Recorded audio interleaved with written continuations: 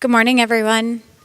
We are really excited to have Keerthana as present to us this morning. She couldn't make it this morning, but she is direct from India, so she'll be presenting to you via Zoom. So I would like to introduce Keerthana K.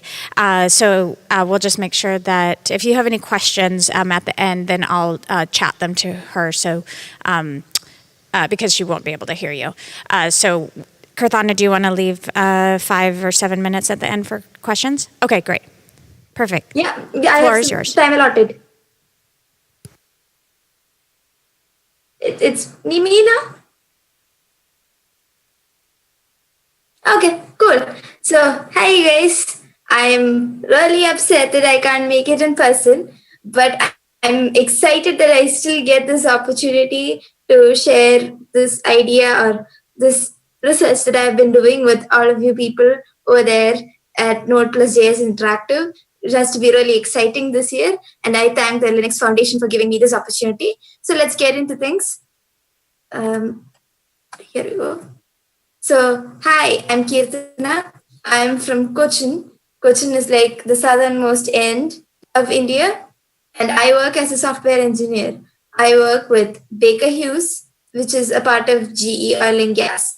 And I build digital solutions where oil and gas is taken from the earth, and I see how we analyze the data of how much oil is coming out, what temperature is there in the end, what is the pressure, like that. So that's the kind of software I work for my company. But I want to talk a little bit more about things outside of that, things that I've noticed as a person from this side of the world. Now, I mentioned that I couldn't come face to face with that, and there was a little problem.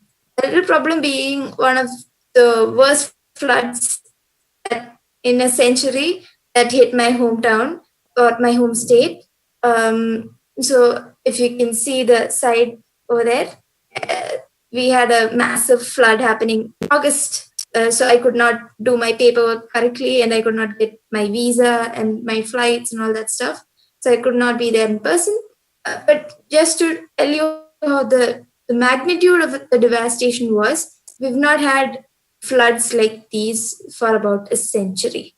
Now, what you see on the left, the second picture over there, it's actually a temple. It's a huge temple in my own district, and it was almost entirely submerged by the water that came from a river nearby. So we had a lot of devastation, and if you just Google Kerala floods, you get like so many information about it. So I won't spend time, but I just want to use this as a leeway into what I'm going to talk about. So a little problem is a very common theme when you come to developing markets. So there are a huge, for me, a little problem was I could not file my paperwork. I could not come to Node.js. Thankfully, due to people like the Linux Foundation, I found a way out of my little problem. I could present remotely. So every day, like people are dealing with little problems. Now, if you talk, probably if you have people living there who are coming from San Francisco, New York City, even Vancouver, I'm sure there are somebody who says, you know what, my city is the best place in the world to live. I've heard people from SF especially say that about how it's like the best place in the world to live. I've never heard a person from New Delhi say that it's the best place in the world to live. They've said, like, I love to live in New Delhi, but they realize it may not be the best place in the world to live. There are some things we need to change. So especially when you look at developing nations and developing markets, they realize that the tag developing is there for a reason. There are still some parts that we need to figure out to match the pace which some of our Western counterparts have set already. And that's the little problem that we have inherited and we have to overcome. And technology is one of the tools that we have to overcome this barrier, right? So how effective is technology as a tool in this situation? So hopefully if you can see the end of my slide over here at the bottom. So the first bar is Canada. Canada is about 88% internet penetration. Second is USA. USA is about 75%. Europe entirety is the third one. It's almost 80%. Now, if you look at just the Scandinavian countries, that's almost 100%. But we are taking the complete area. And then next, you can see a stark downward portion of the graph there. The first one is South Asia. South Asia consists of India, you have Bangladesh, Pakistan, Afghanistan, Sri Lanka, all the areas south. That is South Asia. And even worse shape is probably Sub-Saharan Africa. So you have all of your, okay, I might not be able to name all those countries perfectly, but you understand Sub-Saharan Africa. So that, and this is just a mean. So there are places like Somalia where the internet connectivity is less than 5%. And then there are some places which are more urbanized, which has a larger. So this is all dependent, but we are seeing a mean picture here. So considering technology as a tool for opportunity and the lower penetration, certainly at face value, it's a cost, but it's also an opportunity. So as of now, we don't have technology or we don't have the reach of the internet in these areas. How can we build tools or how can we build websites so that people in that area will want to, or people will that in that area will be able to access internet with the infrastructure and the resources they have more easily? That's a question that we can all ask ourselves, especially as software engineers, as people who build these solutions. How can we make it easier for the people who, and it's not a small number of people, right? For so to use statistics, in emerging markets, and okay, I'll come to the spending part. So just in the population statistics itself, China has the largest number of people in the world. India comes second, and the US comes third. Now, earlier in the graph I showed you, US has about 75% of penetration. India has on average about 40 to 45% of penetration. Facebook's largest market is the US currently because that's where it started, and it has a large user base over there. But in early 2017, India surpassed the US as the largest number of users of Facebook. This is even though only 40% of India is on the internet, a significant portion of that 40% is on Facebook. So, just to recap, the number of people in India on Facebook is somewhere around 400 million. The number of people in India is almost 1.2 billion. So 400 million is a very small number compared to the number of actual people in India. That is still more than the number of this entire population of USA. So that's the scale of the opportunity that you're looking at. And there are a lot of hurdles to overcome to reach that opportunity. But right now is one of the best times to access that opportunity. And there is another reason. I won't spend a lot of time with the economic reason. I'll go to the technology bit, but I just want to give a context for why this is an important time and for this kind of a discussion to happen. So just to look at emerging markets, right? I've given a couple of statistics for India, but if whichever the target audience you're looking for, you'll find a similar statistic. Now, India in 1960 is basically about a decade after we got independence from the British, and 65% of the population was in poverty. About 7 years back, or 8 years back, in 2010, only 26%, and that number must have decreased by now. And these are the latest official statistics that I could find in the government website. So in 2010, only 26% of the people are in poverty. That means 40% of the population has a better standard of living and more expendable income in the past 50 odd years. And that's a huge change. So 40% of 1.2 billion is a large number of people who have some extra cash just lying around. And those are the people that you can access. So if you're building a website that you want to launch or you want to use customer facing, right? This is a market which is ready to utilize those services that you built. People over here, they need those services which are being built, and you need to scale large, and they have and they are starting to get the capacity to pay for them. So just tweaking a few little bits can open huge markets for you. And that's those tweaks that we can do, that's what I'm going to get into. So here are your next customers. You have your South Asia. South Asia itself is like about 1 billion people coming in from India. I think in South Asia, India must be the place with the largest penetration of the internet. You have places like Pakistan, you have places like Bangladesh, Myanmar, maybe Sri Lanka is doing better. I don't have statistics for Sri Lanka, unfortunately, but definitely India is probably better than Pakistan and Bangladesh, in terms of just percentage of internet penetration. So, but these are places with a large number, concentrated number of people living. So once these people are starting to get out of poverty and they have expendable income, the rest of the world is connected on the internet. These people want to see what all the fuss is about. The internet is a status symbol. They all want to be on. So how can we build stuff that can help these people? How can we help people to cross those hurdles?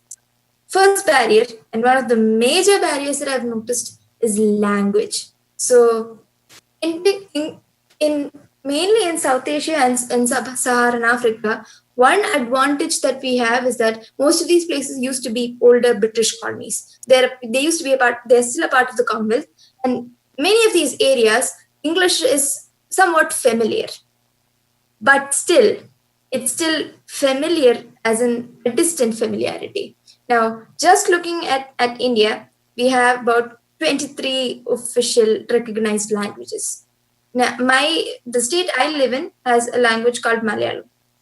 About 300 kilometers north, you have another state which speaks an entirely different language, entirely different script, an entirely different way of speaking. If I go to my neighboring state, there's a huge chance that I will not understand what they're talking about if we both use our native languages. That's how bad things are. And that's a big gap right there.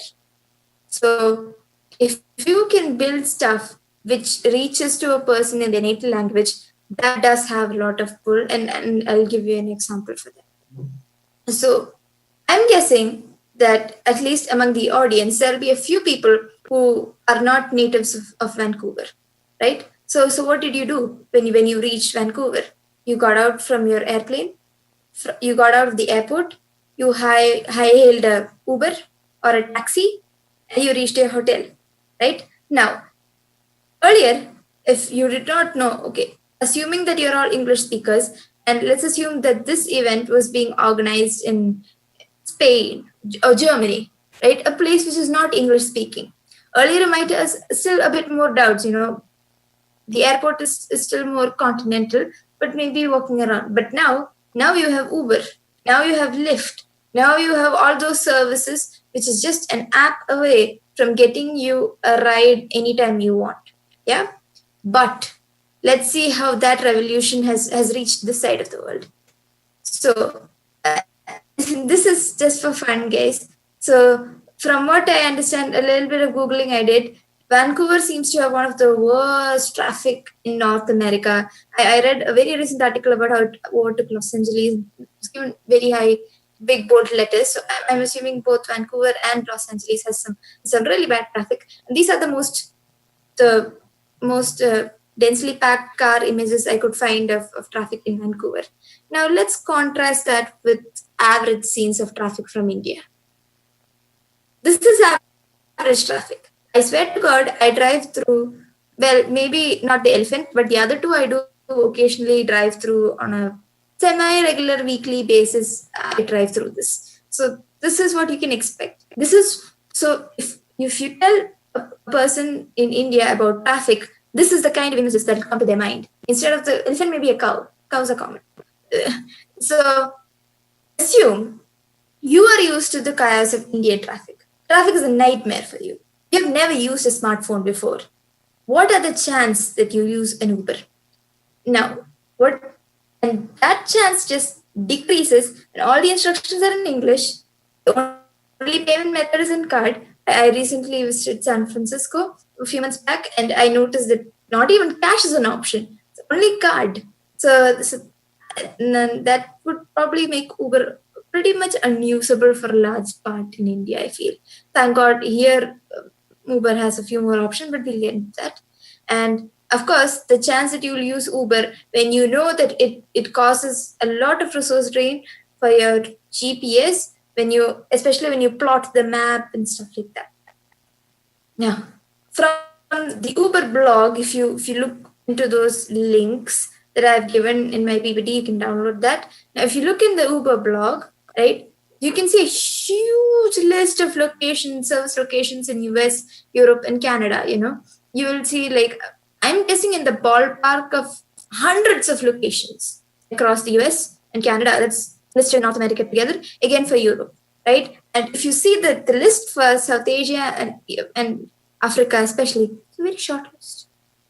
South Asia is such a large place with so many number of people, and the list they have for South Asia is probably about 60 odd cities for Uber. And Uber is the largest player in this market. Of course, there are regional players that is there, but I just wanted to give you a large cap analysis of this. Africa is even worse. I think they have less than 40 cities in Africa. You can see the stark difference. And again, for languages available, if you look at the main Uber list, for US, for Canada, it's available in both English and French. In US, it's available in English, in Spanish. I don't know if any other languages are available. But again, in Europe, based on the European country, most of the European languages are supported. Contrast that with the kind of language support that you see for Uber in South Asia. So all the African, I'm not familiar with any of the African languages either, but across the board in Africa, only English is supported. In South Asia, in India, only Hindi is supported. And just to let you know, Hindi is only spoken by a large part, but not all of India speaks Hindi. There are parts of India which does not speak Hindi at all, especially South India where I'm from. So just having the option for Hindi is not enough if you want to get that side of crowd. Maybe like a sizable 45% or 50% of India uses Hindi, not more than that. And I think in Pakistan, Urdu is available, but the language options in comparison to the languages spoken in these areas, the services offered is very, very less. And then you start to see the picture, the differences in how the same services are given in two different parts of the world. Another kind of a mix and match contrast that you can see, and this is a positive case, Netflix. Netflix is the world's largest video streaming provider. And Netflix in India, they joined in 2016, and they predicted to have, like, Hotstar was already a player by the end of 2015. And when Netflix came in, there was huge fanfare. Oh, Hotstar is feeling threatened now. The big players are coming into India. And 2 years down the line, Netflix does not have a huge market cap in India. Very few of my friends, and I am actually pretty privileged. So I work in software. I work for GE. It's a very good company. So I have a reasonably high standard of living. But outside that 1 million subscribers, the amount of penetration that Netflix has had for its services in India is pretty poor. But I know most of my friends have an account in Hotstar.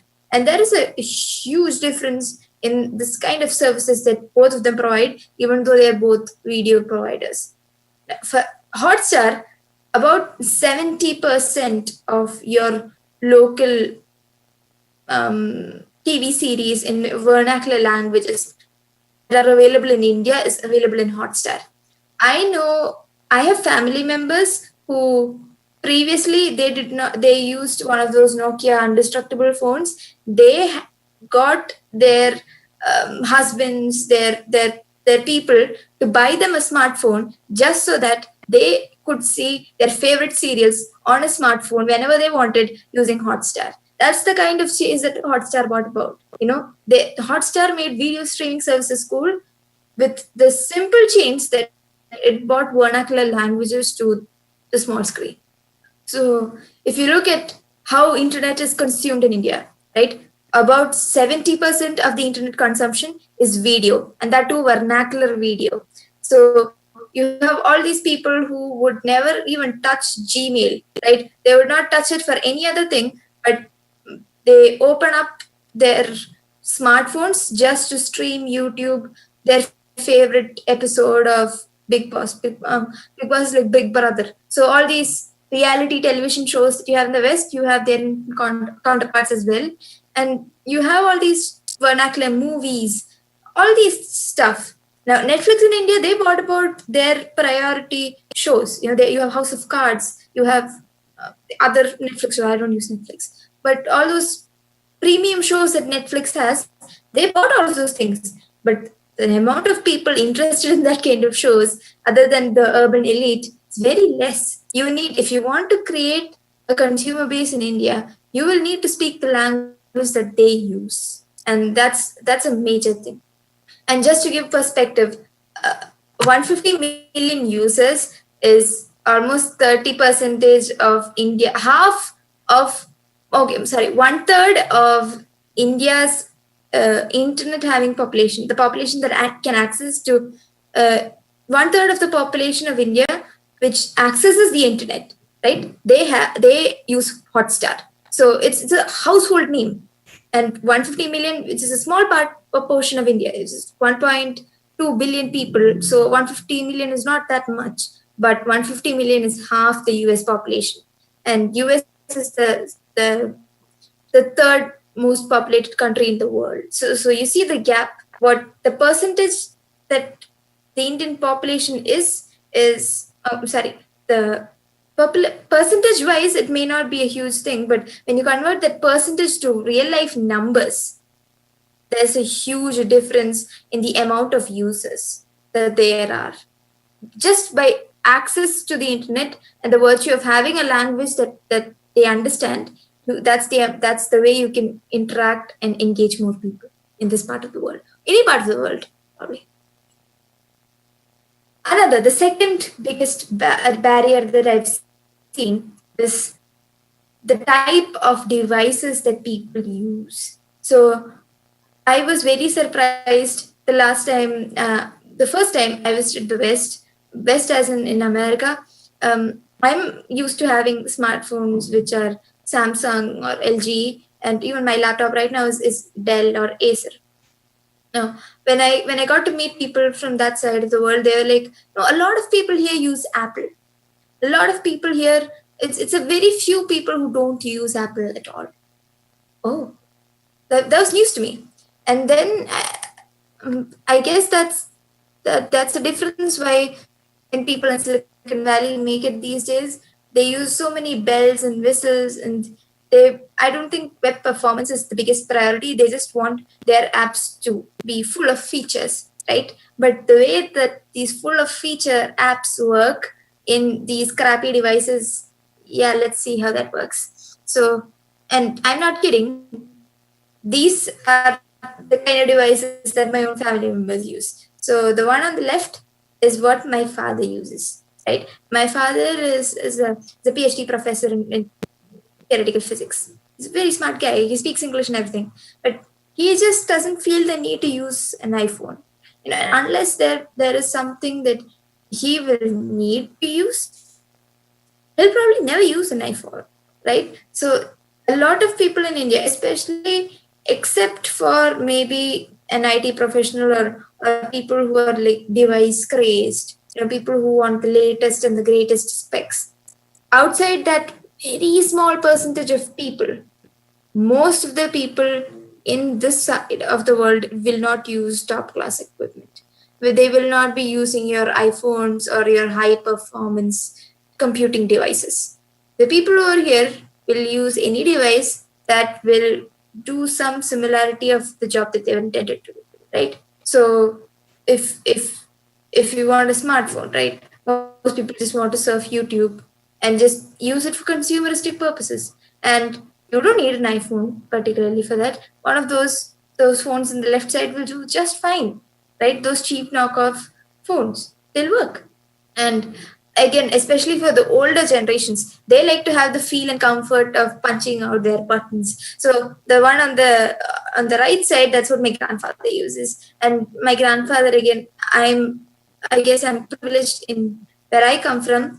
He is an electrical engineer, so he knows and his machines. And he also, very recently, I got him a smartphone, so he has that as well. But this is what he still prefers to use. It's not because he doesn't have it, it's because he doesn't find the need to use it. He says, that's just spending money on something that I won't use. This works fine. So why would I use that? So those people, you can't convince them to spend more to buy a device. This is the device they already own. How can we deliver a good user experience in these kind of devices? Because you can't just expect them to get up one morning and decide, I'm going to buy an iPhone today because it's so cool.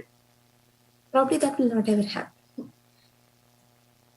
And the third barrier is part and parcel of the crappy device is the crappy infrastructure or infrastructure under development. Let's look at a glass half full scenario. It's much better than what it used to be, but there's still a long way to go. So I just got a few numbers for comparison. So in the USA, for the amount for their population, they have 350,000 wells. So for one cell tower for 1,000 people, something along those lines is what you have.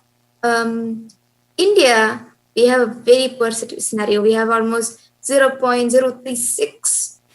That is the ratio that we have. China has like very recently, this Chinese number is 2018, what I got. So this is their most recent, and I guess Western sort of technologies don't really have access to the Chinese internet game. They have higher regulations, but internet is really penetrate in China. So that those are numbers that most people will never see. But because of their population, they are forced to have such a high number of cell towers. But if you see, India has kind of close to that level of population. But if you contrast the number of cell towers, we're nothing. We're not even close. So for when those many billions or millions of people consume data, and or they start to consume data, you need to have the infrastructure that supports that kind of data usage. And right now, we don't have that. We are still a huge work in progress. So even if they have the best iPhone in the world, if they are in a crowded area, chances are it still won't help because the network is not good enough. So I want to do a fun little experiment with this. So if my screen is still being shared, I would like to, I have, yes, so I set up 2G in this. I hope you guys can see this. If you can see my browser, or I'll show you the directions of what you can do here. This will just be quick. So I'm gonna try to load CNN here. I'll just leave it here. This is 2G if I have configured it correctly. And it seems my internet connection is unstable. So since I'm running my video as well, this on 2G is going to take so much more time than I expected. So let's go back to our initial sharing of my, yeah. I hope my PPT is back online. If not, just let me know. Okay, so just to sum up, if you can go to your developer tools in your Chrome or Mozilla, wherever, and there's a throttling option. And in India, according to our telecom regulatory, the 2G average profile is somewhere in between 21 kbps and 97 kbps. So I chose 50 kbps as now that I did when I was doing that average. And if you just open CNN.com, so CNN is a large multinational news corporation. Those guys should have figured out how to optimize their content for 2G by now, but you would be surprised for the amount of time that they take to load in 2G. I can tell you for a fact that very low number of people read CNN over here. And there's so many videos trying to load, advertisements trying to load, so many things compete for your attention at the same time. And 2G is not enough to load something like that. So, like, if you do not support light versions, or if you don't have that kind of methods or processes in place, when you have somebody coming in from this side of the world and through no fault of their own, their network is not good enough, and you make them wait for more than 5 to 6 seconds, chances are they'll quit and they'll find something else which has a much better, efficient utilization of bandwidth. Okay. And so I hope this GIF loads. It seems to be a CNN analyst. I just want to keep that for the irony.